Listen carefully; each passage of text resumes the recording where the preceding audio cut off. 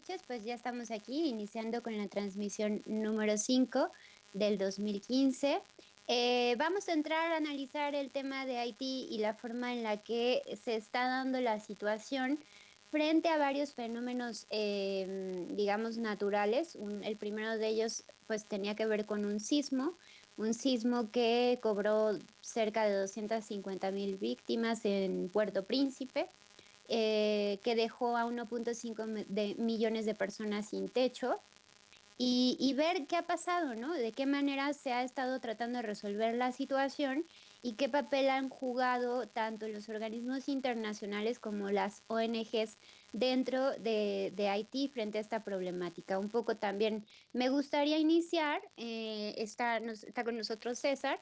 Me gustaría iniciar como abordando un poco de antecedentes para que entonces César nos pueda complementar en otros aspectos, ¿no? Lo primero es recordar que Aristide, ¿no? Que era el presidente en el año 2004, pues fue derrocado a través de un golpe de Estado que fue orquestado mediante la CIA en colaboración con el IRI, que es el International Republican Institute, que es uno de los brazos más importantes que operan en América Latina a través del Departamento de Estado.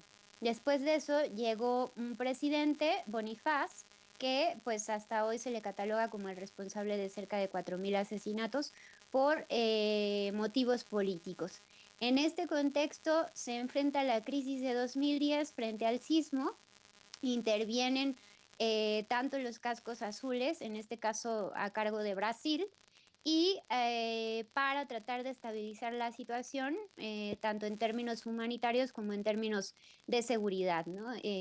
Son misiones que se han instalado en Haití a través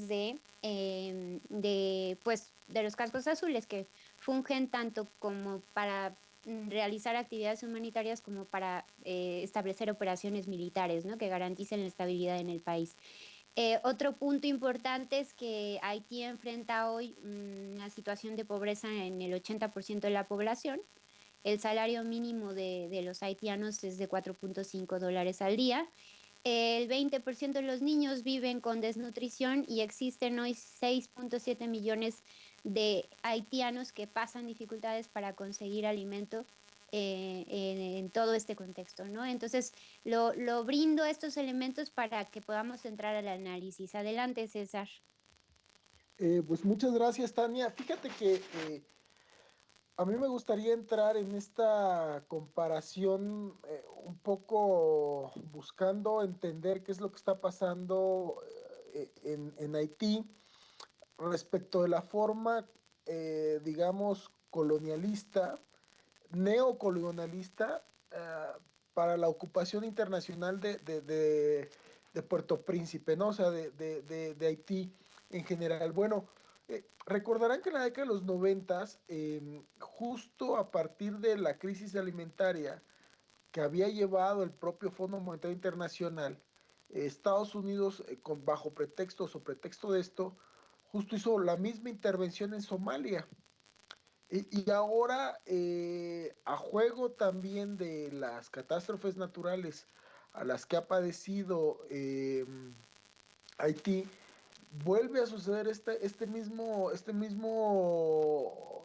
situación en donde se desalienta a los productores agrícolas, a los pequeños productores agrícolas, porque lo que se busca es que se genere una dependencia alimentaria, ¿no?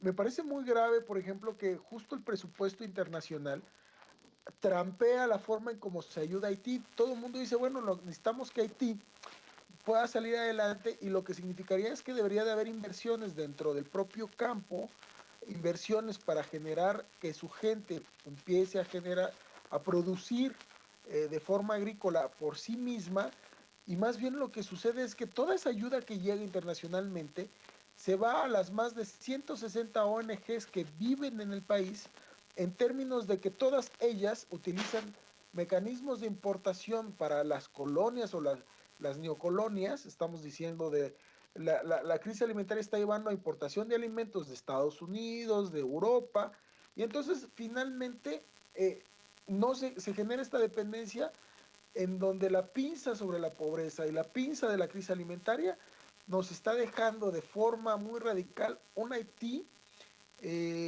pues puesto pues para un escenario de patético donde hay una ocupación ahí sin razón de ser. Ahora, otra de las cosas que preocupa en demasía, Tania, me parece que es Ujú. bastante delicado que Brasil, por ejemplo, sea el líder de la misión de humanitaria, así se le llama, pero más bien es una misión de pacificación, Militar. así se le habla, ajá, Ujú. Sí, una sí, sí. misión de paz, una misión de paz, y bueno, o sea, más bien es una misión en donde hay una ocupación militar y donde los militares de esta ocupación de toda América Latina, pues fungen policía, como fuerza al orden de choque contra los lugares más pobres en medio de las protestas que están surgiendo.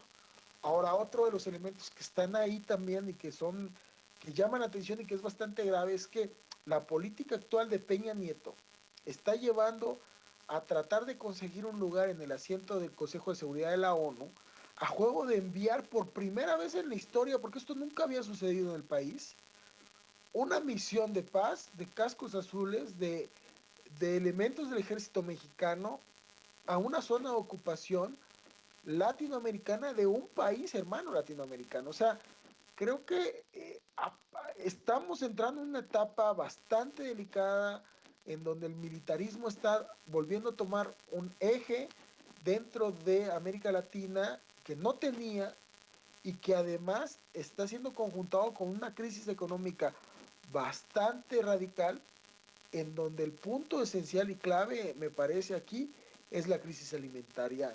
Creo que no es nada menor y justo es el tema que tocaremos también el día de hoy respecto de Venezuela, pero me parece que estos son los puntos que abren la discusión, Tania. Sí, así es, César. Yo creo que hay que analizar el problema de Haití en términos de dos grandes vías. La primera, que como bien la señalas, es humanitaria. Y bueno, ahí llama mucho la atención que más del 50% de la ayuda en términos alimentarios llega desde organizaciones que se recargan en ONGs que provienen o fluyen los fondos desde Estados Unidos, ¿no? Directamente desde el Departamento de Estado. Esto pareciera ser una obra de caridad muy bonita, muy importante. Sin embargo, hay que aceptar que dinamiza toda una economía en términos de Estados Unidos, a partir de la cual, bueno, pues pueden funcionar una pluralidad de organismos, tanto en términos alimentarios como en términos de envío de medicamentos y una serie de situaciones, ¿no? Eso, pues, muy importante porque, digamos que es la utilización de lo que hemos catalogado en otros programas como el soft power. Por el otro lado, también está el ejercicio del hard power, que es, como bien mencionas, a partir del MINUSTAH, que es la misión militar de Naciones Unidas para la Estabilización de Haití. Bueno, llama mucho la atención, como bien lo mencionas, que Brasil esté dispuesto a hacerle el trabajo sucio a Estados Unidos, porque la función justamente de esta misión militar en términos reales, ¿no? O sea, que no discursivos, tiene que ver con impedir los flujos migratorios no deseados de Haití hacia Estados Unidos, ¿no? Entonces, es terrible porque pues al final de cuentas también se genera una dependencia en términos económicos, ¿no? En el primer ámbito, que es el humanitario, porque como bien dices, no se está estimulando la producción agrícola, ¿no? Sino se está enviando los productos directamente, fomentando la llegada de productos que tienen que ver más con, pues, que se producen en el extranjero, ¿no? Y al final de cuentas, ¿esto en qué ha resultado? Pues algunos datos reveladores es como el caso del frijol, el arroz y otros alimentos. En los últimos 4 años se han incrementado en hasta un 40%. Y la labor humanitaria, que según o supuestamente está en ONGs, ha terminado o ha desembocado en que aún al día de hoy más de 140,000 personas siguen alojadas en carpas, ¿no? Entonces, esto crea una situación en la que la gente tiene que recurrir a cualquier tipo de estrategia, ya sea legal o ilegal, para conseguir alimento o conseguir vivienda, ¿no? Entonces, es terrible porque pues aquí queda muy mal parado tanto la ONU a través de estos supuestos cascos azules, que además fueron responsables del brote de cólera, que ya lo acaban de aceptar hace algunos meses, ¿no? Que este brote de cólera cobró pues, cerca de más de 8,000 víctimas en el caso de Haití, ¿no? Entonces, y finalmente la reflexión que haces, César, en torno al papel de Enrique Peña Nieto, ¿no? Contrariando este deseo de participar en estas misiones humanitarias, pues contradice completamente la política exterior mexicana en términos de tradición, ¿no? México se había caracterizado por desplegar una política exterior pacifista, poco vinculada con los ejercicios militares en el exterior, César. Claro, Eddie, eh, Eddie, ¿estás por ahí? No, yo creo que...